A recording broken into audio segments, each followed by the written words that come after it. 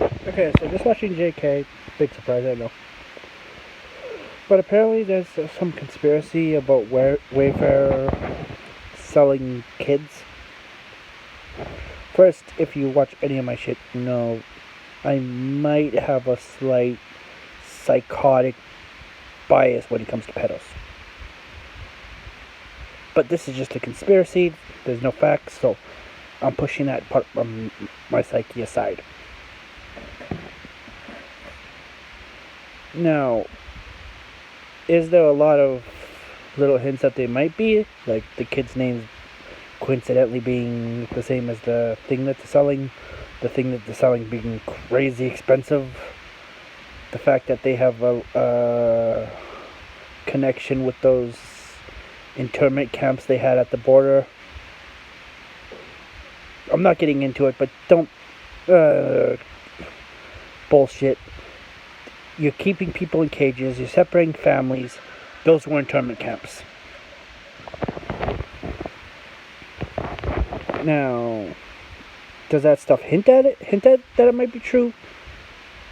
Yeah, but it's all just speculation and hints.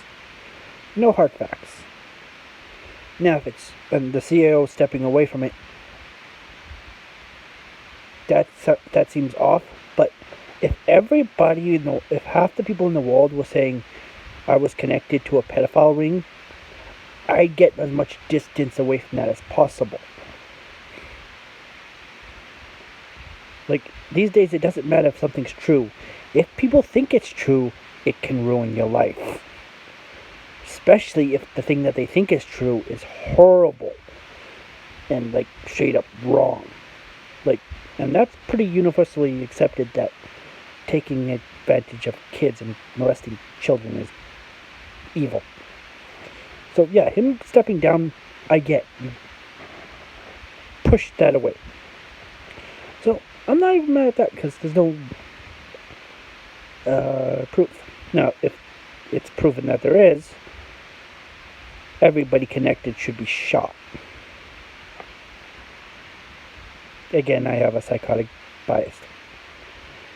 But what pisses me off is people automatically seeing a little tiny hints and saying they're evil. When what's the stats? Like 200 to 300 people, kids, or 2,000 to 3,000 kids a week go missing and are abused, and like 10% of them is by family members or people down the street, like people they know.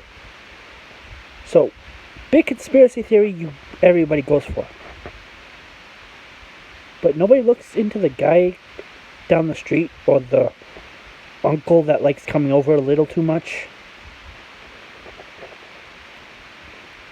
Like, I'm not getting into details, but I've known people that had that uncle that everybody knew to keep their kids away from. Problem is, if you know what the guy is, instead of keeping your kids away from him, put him away or put him in the ground.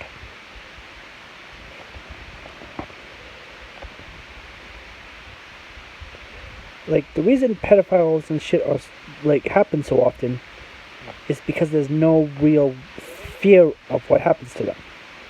Like, in their minds, they get what they want, and worst case scenario, they get put away and protected.